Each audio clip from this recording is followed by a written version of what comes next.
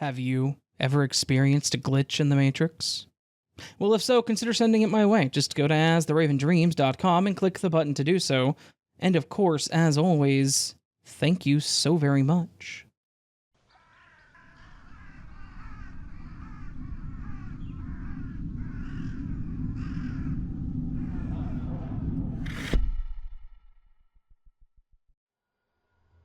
This happened a few months ago. On a Thursday night, specifically, because I know that I was off the next day, and I'm off on Fridays. I was just wrapping up my workday, the usual 9 to 5 grind, and was looking forward to a quiet evening at home, catching up on Netflix, Stranger Things, ironically. I live in a small apartment complex, second-floor apartment of a 3-floor building. I've been living here for a while, about 4 years at the point of this story, and I know all of my neighbors pretty well. I know which ones are a bit out there, and which ones are, I guess, normal people. Not judgmental, but I know that you know what I mean when I say normal versus weird ones. One of my neighbors, Jay, is one of the normal ones. He does computer work for a hospital, so I know for a fact that he's not on any drugs, and he's probably not crazy. He and I have actually hung out a few times, so, to the best of my knowledge, he's all there and completely sane. On the night in question, I got home, tossed my keys and wallet on the table, made myself something to eat, and immediately sat down to watch Stranger Things, because I needed to get through Season 3 still. Yes, I am way behind. I'm about halfway through the episode, and I hear a knock on the door. I pause the show, get up, and answer it. And it was Jay, my next-door neighbor. But he actually looked like he'd been crying, which is a bit weird for him, but I figured that something had happened. I asked what was up, and he responded with, "Hey, man, have you seen my cat, Tom? I saw him this morning before work, but when I got home I couldn't find him, and I'm a bit worried that he might have gotten out." Now, I know Tom. Tom is a long-haired gray cat, and he's probably my favorite cat in the world. The big issue with him getting out is that he's completely deaf, so he wouldn't make it out if he did get out. I tell him that I hadn't seen him and mention that I'll keep an eye out for him, and say that he couldn't have gotten far. Basically anything to try to keep this guy calm, because I know he loves that cat. Jay thanks me and says that he'll let me know if he finds him. I nod and we part ways. He goes back to his apartment, I go back to the chair to watch the rest of my episode. Of course, the night is a bit jaded because I'm sitting there watching TV and thinking about Tom, and I'm worried about him. About 10 minutes later, I pause the show again, just not able to get back into it, and I start to go to get a glass of water, when I hear another knock on the door. I think it's Jay coming to tell me that he found Tom, and when I open it, it is Jay, but he still looks pretty frazzled. Initially, I was worried that the worst may have happened, but Jay starts in with, "Hey, man, have you seen my cat, Tom? I saw him this morning before work, but when I got home I couldn't find him, and I'm a bit worried he might have gotten out." I say that I still haven't seen him, and he looks confused. "What do you mean still?" I responded telling him that he came by earlier and asked me the same question. He seriously looks lost, saying that he hadn't left his apartment since he got home because he's been tearing it apart trying to find Tom. At this point, I'm sitting there thinking, is this guy messing with me? But before I can say anything, he just asks me to keep an eye out for him and says he's going to go drive around and look for him. I shut the door and just stood there thinking, what? That was really out of character for Jay. He's always been a level-headed individual, so it was weird that he was being so, well, weird. I once again go back to the show, but I cannot get back into it at all. Just trying to make sense of what happened. Like, did Jay go crazy or something? Did I imagine the first conversation? It was freaky, but I decided to just go to bed at that point. Wasting my night, but I wanted the day to be over. The next morning, I got up and decided that I wanted to go get coffee. I got dressed at the early hours of 8 in the morning and walked out to the hallway. I decided that I would go ahead and check in on Jay to see if he found Tom. I knock on his door, and after a couple of seconds, he answers. As he answers the door, he's holding the fluffy gray love lump named Tom. I smiled when I saw him, and he asked me what was up. I mentioned that I wanted to check on him to see if he had found Tom, but obviously he did. Again, he looked at me confused and asked what I meant. I mentioned that the night before he was missing, that he came over and asked me if I had seen him. Jay then asks me if I'm okay at this point, and I laugh, asking why. He then says that he worked the overnight shift the previous night, that he was at work from 8 to 7, because he had to do a major hardware upgrade for a hospital, and he had just gotten home right before I knocked. It was like he and I were playing this weird ping-pong game of confusion, and it was once again my turn. I then asked him if Tom had been missing at all, and he said that he'd been in this apartment the whole time to the best of his knowledge. I confirmed once again that he didn't come knocking on my door the night before, and he said that he wasn't home, so it could not have been him. I just kind of nodded and said, okay, and that I was glad that he was doing well, and I went ahead and exited the conversation as quickly as I could. I really didn't want to dive down that rabbit hole again. So, that's my story, and it's the only thing like this that I've ever experienced. Somehow, my neighbor who was at work on an overnight shift came to my door twice to tell me that his cat was missing, even though he was nowhere near our complex, and his cat was never actually missing. I have no idea if this was some kind of prank or something, but that would be very unlike Jay. And again, he's always been a straight shooter, so I don't think that he was on anything or lying to me. I don't know what did happen, but I don't think it was that. I guess, in the end, I'm just grateful that Tom was okay, and that everything worked out for the best.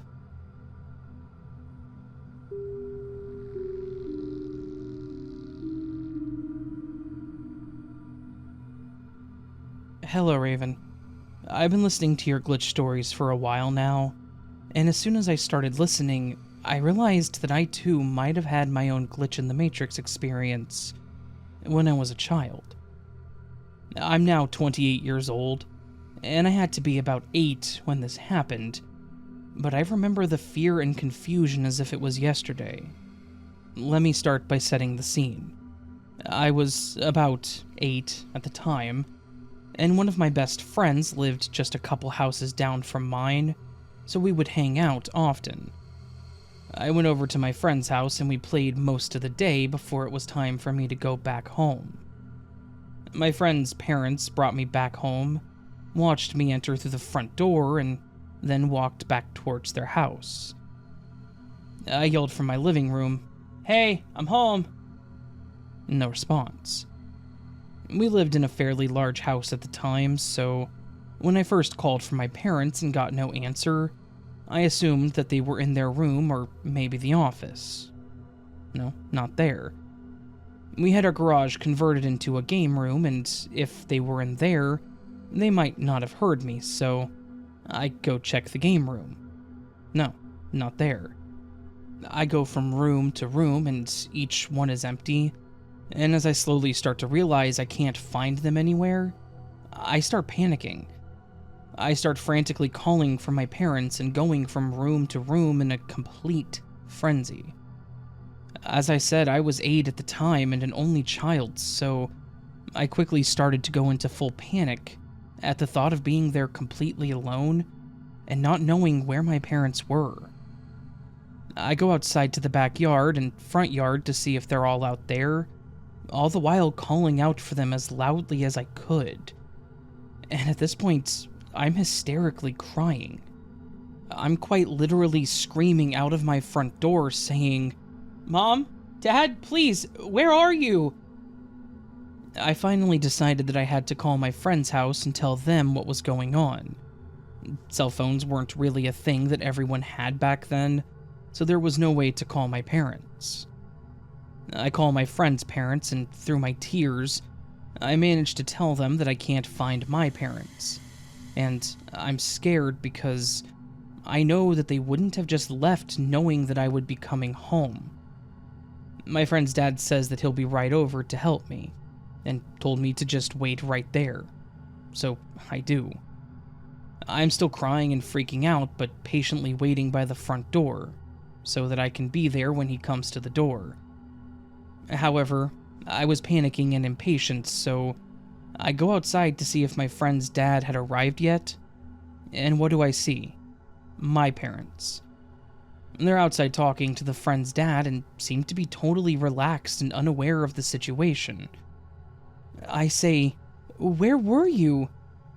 And my parents respond with, "What are you talking about and why are you so upset? What happened?"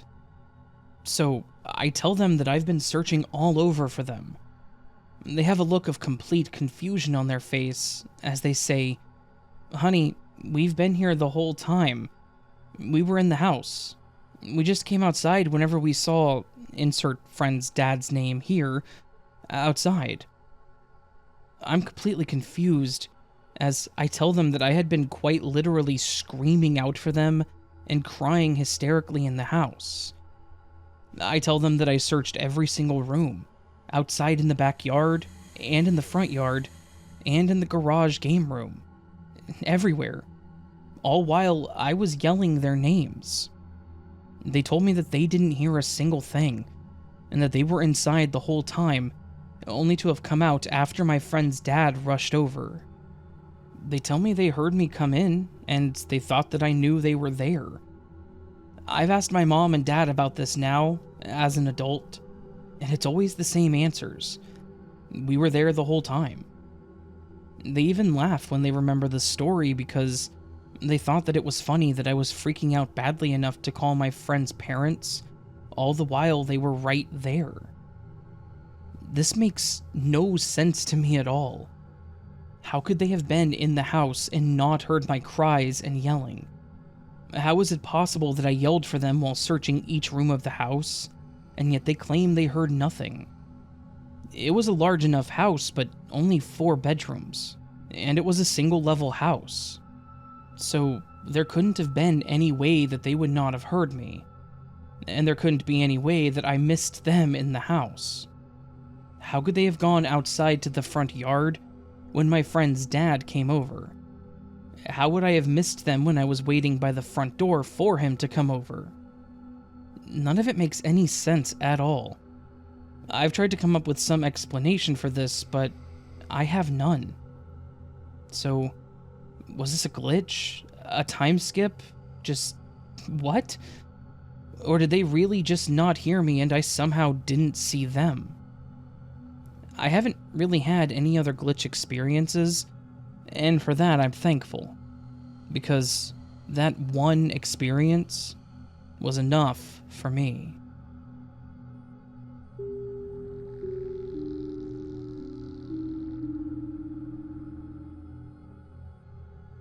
Hello, Raven. I've been listening for a long while, and my favorite of your topics are the glitch stories. While I do believe in quite a lot of out-there topics, living in a simulation is not one that I wholeheartedly embrace. That said, I've had a few small things happen that make me go, and one big experience that I'm going to share today. My husband and I are in our mid-50s, living in the upper Midwest. I'm retired, which allows me time to pursue my hobbies, one of which is dog training. In spring of 2020, I adopted a puppy with the goal of training him in obedience and agility. He was a 4 months old, wiggly red fur ball of joy. I named him Rufus. We bonded instantly. I loved this dog to his core, and it was easy to see that he loved me too. One of the teachers at his school joked that she could see the hearts floating out of his eyes as he intently watched me during our practice. For 2 years, everything went fine. This incident occurred in the early part of 2023. It was mid-morning. Rufus indicated that he needed to go outside. This happens, as you can imagine, 100 times a day. He goes out, does his thing, barks at something, and then he's right back on the deck wanting into the house. Except this day. Before I continue, let me describe a couple of things. The back door is a double French door into the living room, so it provides a nice view of the entire fenced-in yard. The door opens onto a very small deck, which sits about 2 feet off of the ground. The deck and the steps down to our yard are completely enclosed so that our smaller dogs cannot go under and dig. The yard itself is large. The fence runs from our house, about 70 feet across most of the yard's width, and then back up to the other end of the house. Beyond the fence line on all sides, our property continues. The fenced-in portion is strictly a big grassy area for the dogs to run around in. There is one tree inside the fence that is too narrow for any dog to hide behind. I do have a perennial flower bed that the dogs can disappear within the summer, but on this day, we still had snow, and no plants had yet sprouted. There was literally nowhere for a dog to hide. Since this day was very cold, I didn't go far from the door, knowing that Rufus would want back in quickly. I stayed in the living room, petting one of my older dogs. After 2-3 minutes, Rufus had not yet returned to the door, so I stepped outside onto the deck. Rufus was nowhere in sight. This was odd. As I said, there's nowhere for a dog to hide, especially at his size. He weighed about 65 pounds. He had no history of jumping fences. I called his name, which should have brought him into sight, even if he did jump the fence, as Rufus had great recall. No dog. Because it was winter, I could see through the trees that surrounded our property into the neighbor's yard on either side of mine, and because Rufus was a big red dog, he stood out among the endless white snow. No dog. Not quite panicking, I thought he had to have jumped the fence and made it past the neighbors' houses. I ran through the house to the front door, half expecting to see him on the porch, but he wasn't there. I ran down our driveway hollering his name, looking up and down the road. He should have responded by now. I should have caught a glimpse of him somewhere. He hadn't been outside long enough to get very far, even if he did jump the fence. Now, I was worried. I decided to cruise the neighborhood for him, so I ran back into the house to get my keys. Just as I found my purse and was scrambling for my keys, I heard a very high-pitched squeal from the backyard. I froze. Another squeal and then a bark. Rufus's bark. I ran back to the living room to see my dog outside on the deck, jumping straight up and barking in a frenzy.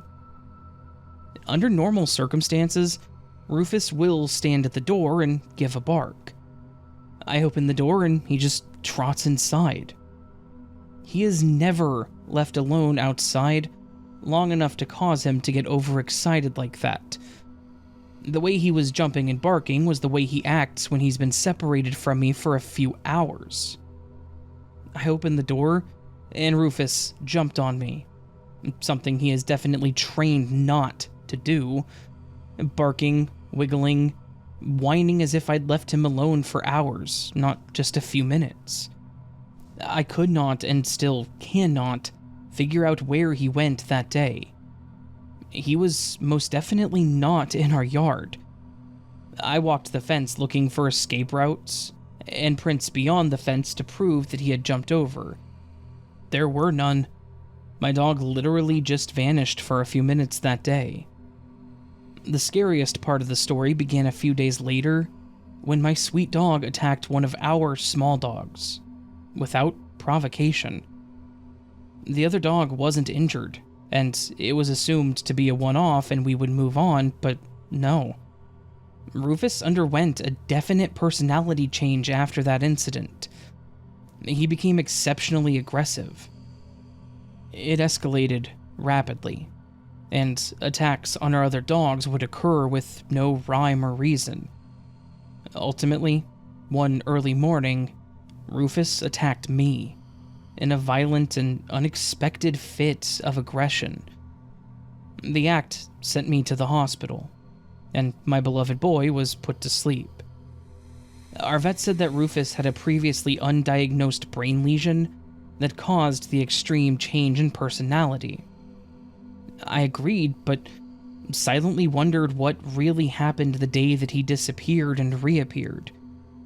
Where did he go? What did he experience? And was that event the cause for something to go so very wrong in his brain?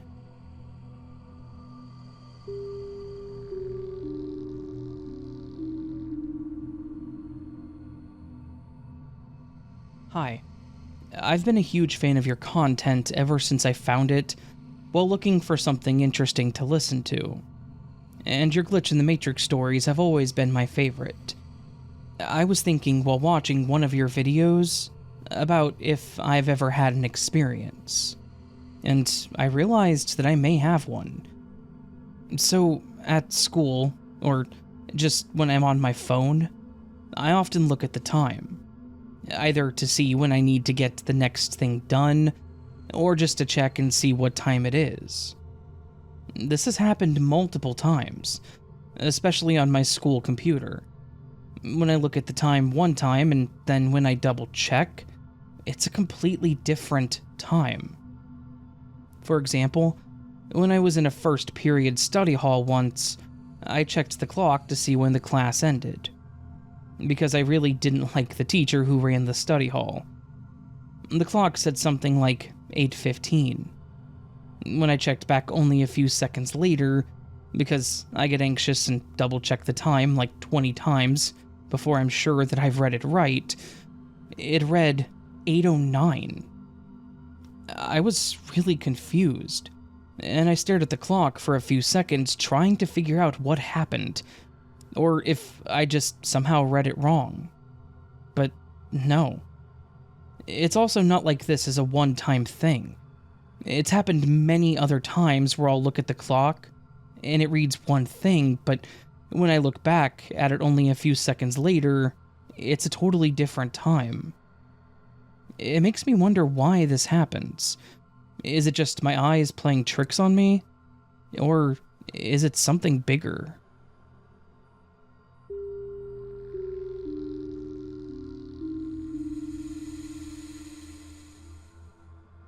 It was either 1984 or 1985. So I was either 8 or 9, I'm not entirely sure.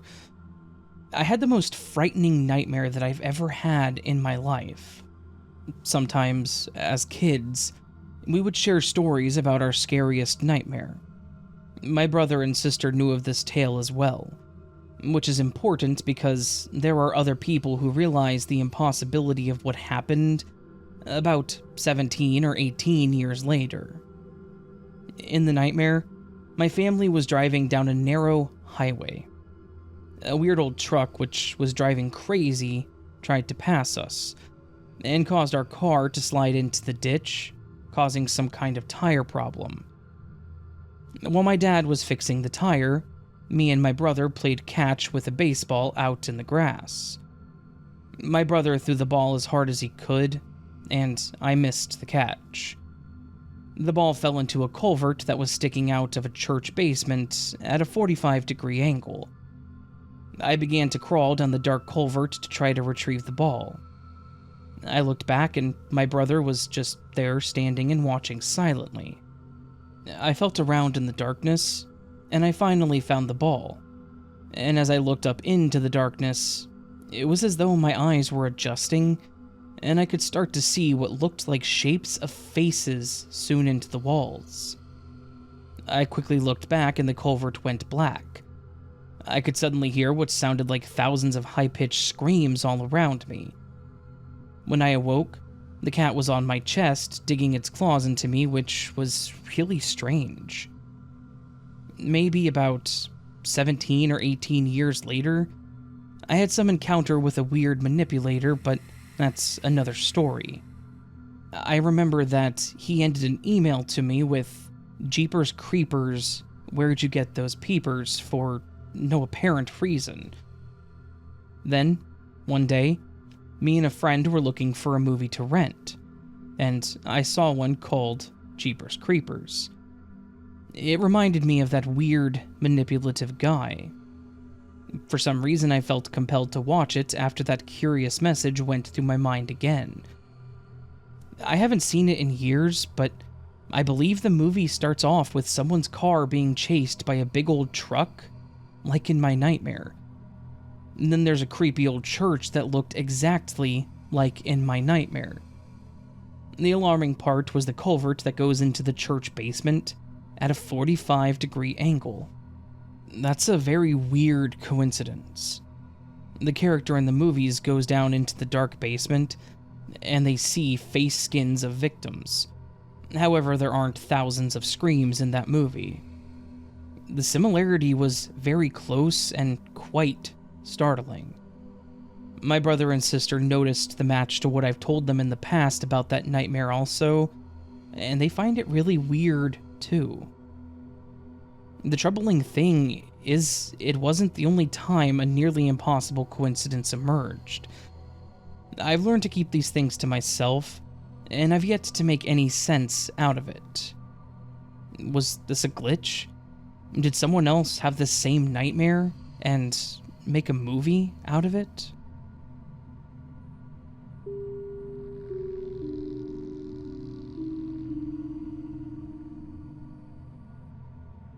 Hi. I don't know if this qualifies or not, but here's something that happened to me recently.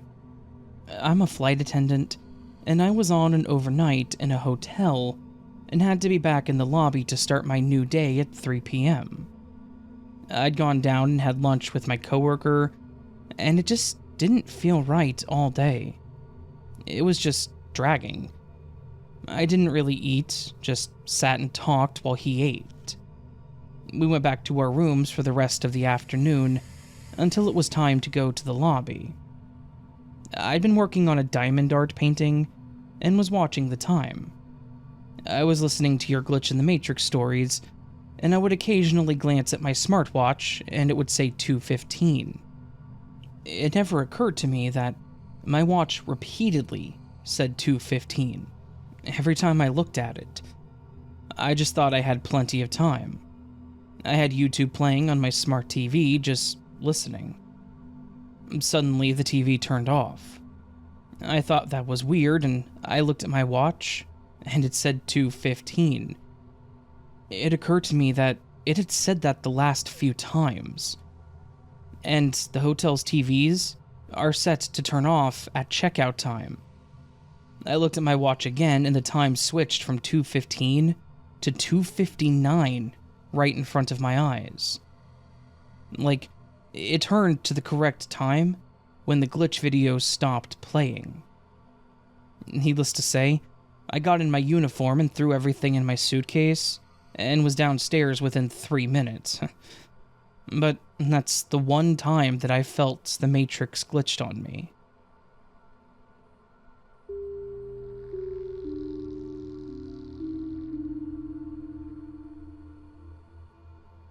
Two years ago, I made the move to another town, approximately 2.5 to 3 hours away from my hometown. Which, by the way, I'd always lived in up until this move. I moved because myself and my husband had bought a nice quirky coastal hotel that we began running ourselves. Anyway, at this point, I had noted that the past year or so I had put on a few pounds, thanks to lockdowns, and I was feeling generally unfit and a bit frumpy. For context, I'd always naturally been a healthy size and felt generally healthy, previous to this. So the fact that I was feeling frumpy just lately was bothering me. So, me and my eldest daughter decided that we would join a local gym in our new town. I had never joined a gym before, nor ever done any sort of workout in any sort of way. Hence, I mentioned before that I'd never been unhealthy or overweight, to the point that I ever felt I needed to join a gym. You can say that I just had never had any sort of interest in fitness at all previous to this. We were recommended a few local gyms by the locals of the town. However, one certain gym sounded like our most desired option, in particular for the fact that it was an independent gym. For those of you who don't understand what this means, it means it was a line gym, so it wasn't a chain of gyms across the country or globe. It was literally just one of its kind and independently ran. We liked this idea of supporting independent businesses, as we understand how challenging it can be with us running our own independent hotel. Anyway, me and my daughter popped into this gym on an off chance that we may be able to get some information and possibly even sign up there and then. To our luck, we were. We sat and spoke to a PA there who went through all the ins and outs of all the different equipment and such, and then it came to us signing up for a year's membership. My daughter went ahead and gave all of her information, had her photo taken by them, and was uploaded into their system. Next, it was my turn. However, once the lady had started taking my details, to her surprise and even more my own surprise, she turned to the screen and looked at me and said, "You're already a member." I said, "What? No way. This must be some kind of mistake. I literally just moved here and I've never, ever joined a gym in my life." At this point, I began to think that maybe someone just happened to have the same name as me, but then what happened sent chills down my spine.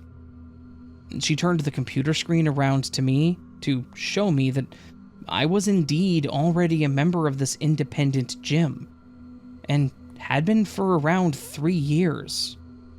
And there was a photo ID of me. In this photo, I had multicolored pastel hair, which I no longer had now, but I did have 3 years prior. There was no doubt that this was 100% me in that photo, and with my details. I proceeded to tell the woman that there was no way that this could be possible. She was just as confused as me. I actually only went to that gym twice before never returning again, as it just didn't feel right when I was there. I couldn't put my finger on it. I've recently been thinking about this event, which was a year ago now, and have considered going back to that gym and pressing them for more information on that membership of me from those few years ago. But I don't want to seem like some kind of weirdo. It's strange as hell, and I guess I'll never know. Some could say that it may have been identity theft. However, I've pondered this, and thought if someone was to do that, they would have had to have gone into the gym for an induction, and the gym would have had to have gotten information from them to sign them up, and taken their photo there. And then for an ID badge, and plus, this person would have had to have paid a sum of money to join. So, it's not like it could have been some kind of prank. And anyways, why would anyone do that? And why would anyone be able to assume that I would ever join a gym, let alone that one in particular? Plus, I knew nobody in this town as I was new. it was all just weird as hell.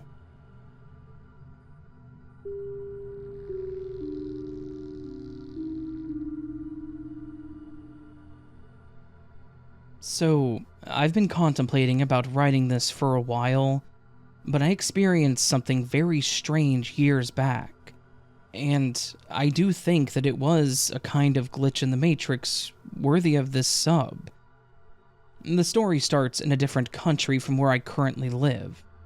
Me and my bestie's parents decided to go to a really huge park known in the area. Our houses are very far from each other, so we each took very different roads to get to the park. I think I was about 15 and she was 17. So anyway, we get there, each on our own turf, and we met. I don't know why I felt like she had to know, but I decided to tell my friend about it. On our way there, from out the car window, I saw this guy. He looked to be a totally random guy just walking along the street, without a care in the world, with these Beats headphones on his head. Still, I don't know what drew me in, and I kept looking at him as we passed him by. He wasn't like the usual guy you see around this area. He looked cool, and he was dressed cool, so maybe that's why he stuck in my head. On top of that, though, it was as if no one really noticed him, because in this country, if someone looked like him, he would be eyed from head to toe. Yet, this guy was completely ignored, as if he was some sort of phantom. After I told my friend about him, she was stunned, and immediately told me that she saw almost the same guy. We couldn't be sure because we only had to rely on the physical description of him, but what she described almost certainly sounded like him. He was a cool-looking guy with Beats on his head, with no care in the world. And it was as if he was ignored by the people around him. At first, it doesn't sound to be completely abnormal, but the fact that we took two completely different routes, and at different times, got me. There was no way this guy could have been in two different places at once, unless he suddenly teleported from where I was coming from to where she was coming from, with the same posture and air of confidence. So, the mystery behind this guy stayed with us, and we never found out who or what he is, or if whether our eyes deceived us, or if we just needed something weird to happen to us and we settled on this glitchy guy.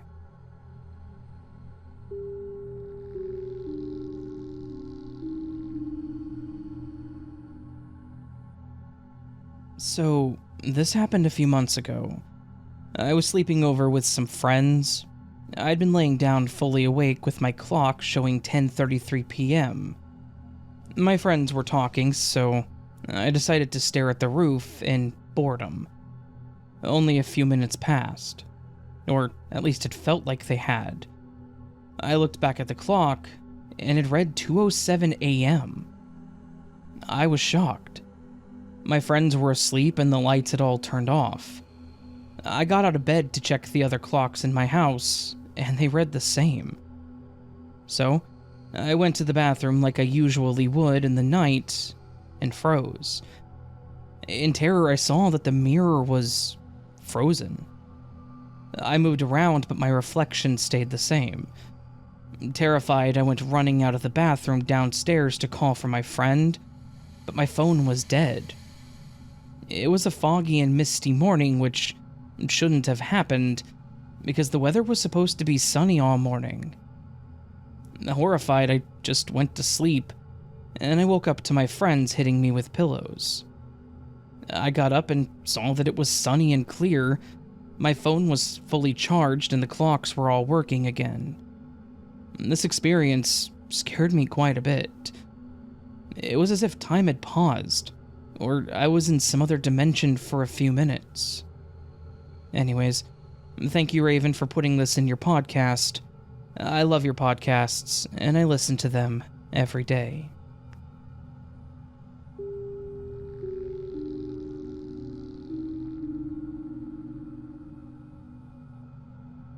Hi, Raven. My name is Claire, and I've been a long-time listener, and I never really thought I would have a glitch or experience of my own. But I guess I was wrong, because here I am writing this for you. Anyways, here's my story. In the beginning of the summer, I went to stay with my aunt and uncle in Nebraska. And the entire time that I stayed there, lots of weird things kept happening to me. Like, for example, within the first week of me being there, I experienced one of the worst sleep paralysis episodes ever. I woke up to see a woman standing in the corner of my room. Thinking it was my aunt, I said, "Hey, what's up?" To no response. And all I could think about was how heavy my chest felt, and the fact that I couldn't move or breathe. It was genuinely terrifying, and it's something that I'll never forget. But the main thing that happened to me that I wanted to talk about was when I was leaving. My uncle drove me to Texas back to my parents' house, which was about a 7.5-hour drive from where we were. We made it to Kansas, and then it was almost like time just passed without me or even my uncle realizing it. Last thing we knew, it was 10 a.m., and then we suddenly get a realization that we're still in the car. We just look at each other, and the clock says 1 p.m., and then we realized that we were in the middle of Oklahoma. We have no idea what happened, because it almost had seemed that those 3 hours just happened like they were nothing. And we almost time traveled to 3 hours in the future in 3 seconds. I'm sorry if this was a really bad explanation, but I'm hoping someone could explain maybe what this was. Anyways, thanks for reading my story.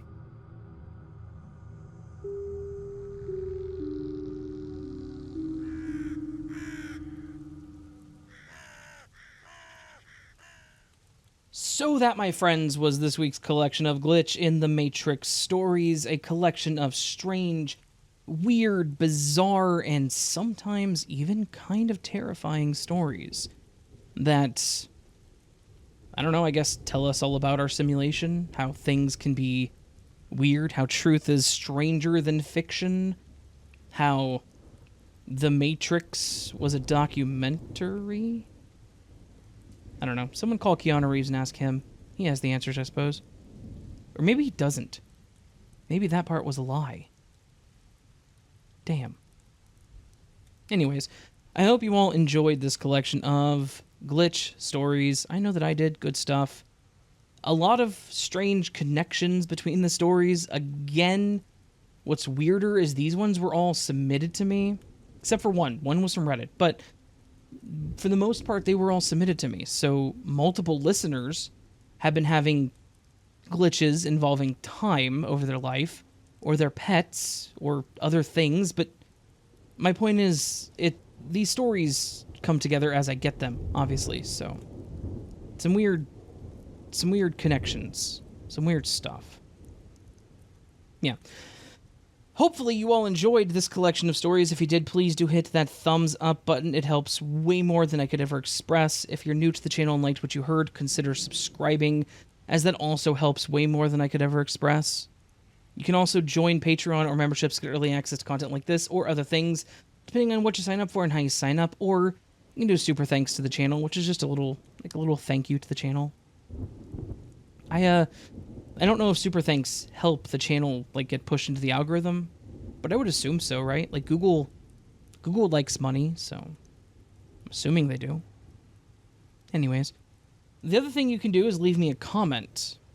And on Mondays, we do what we call the Word of the Week, and last week, a lot of you, 33, 34, I've lost count because I closed the picture.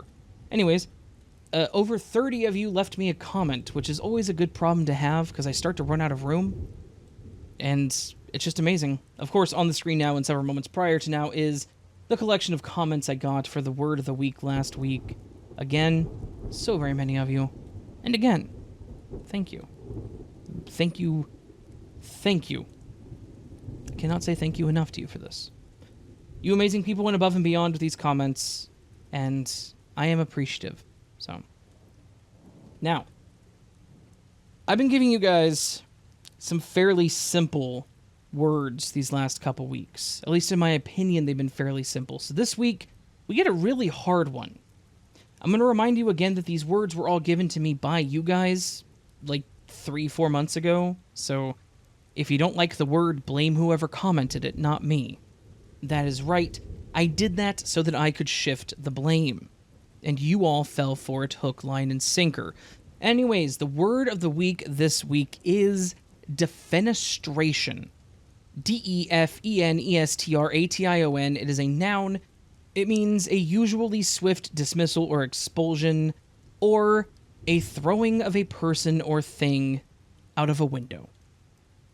I will also accept the verb defenestrate or defenestrated if that's how you choose to do it.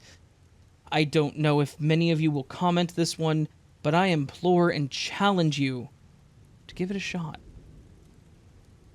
Yeah.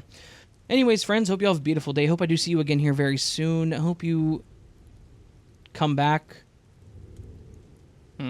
I hope you remember you are loved, you are valid, you are important, you are the best you that you can be. Do not forget it. Do not let anyone tell you otherwise. And of course, until next time, my friends, much love and sleep